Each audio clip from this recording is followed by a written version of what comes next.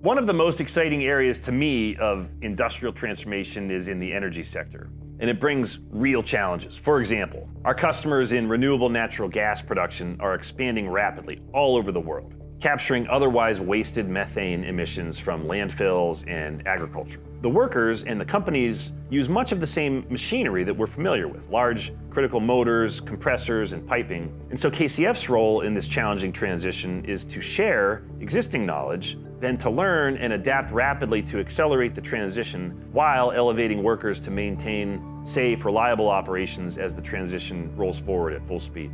Obviously, oil and gas production is one of the most hotly debated and important parts of the energy transition. But we can't forget that this is what fuels our very lifestyle. So KCF's role in this is to simply support the operations that are necessary today while also accelerating the transition to the sustainable future.